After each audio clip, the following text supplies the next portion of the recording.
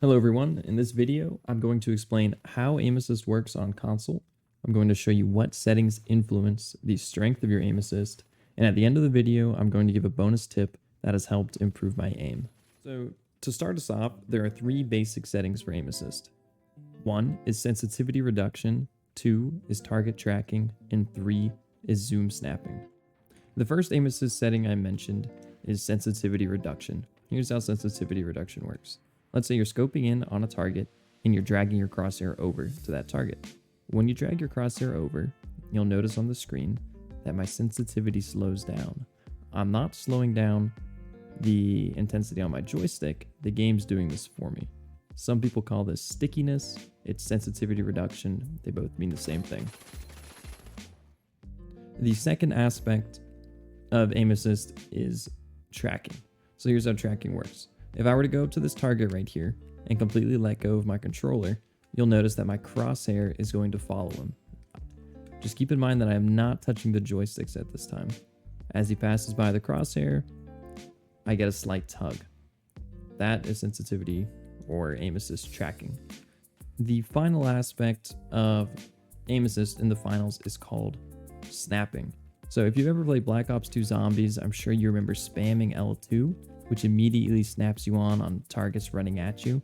And in games like Fortnite and Apex Legends, it's also very strong.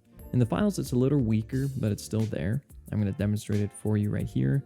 Say I aim right under the armpit on this heavy. You see when I aim in, I am not moving my controller. It's moved slightly to the right.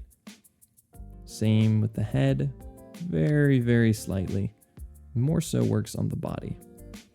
Not as strong as other games, but it's important to know these three aspects of aim assist.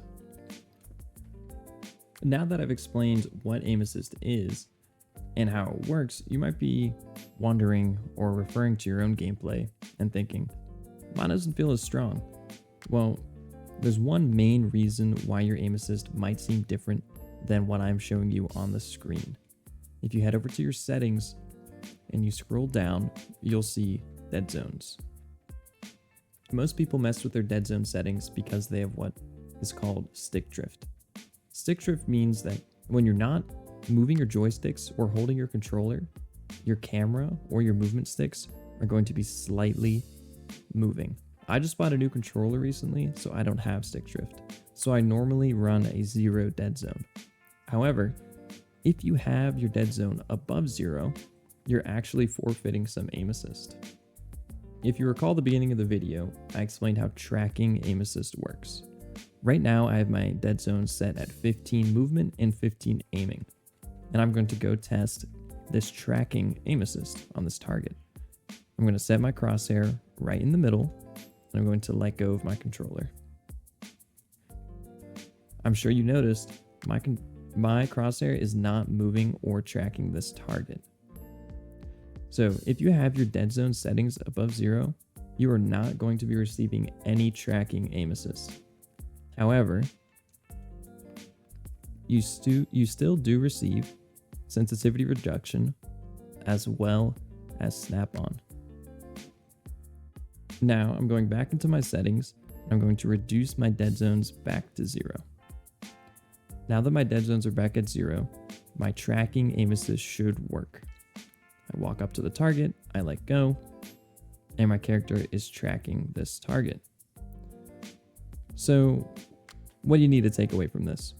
Basically, if you have an older controller and you're experiencing stick drift, well, you're already at a disadvantage. Number one, you have stick drift and you have to increase your dead zones, which makes it harder to have precise aim.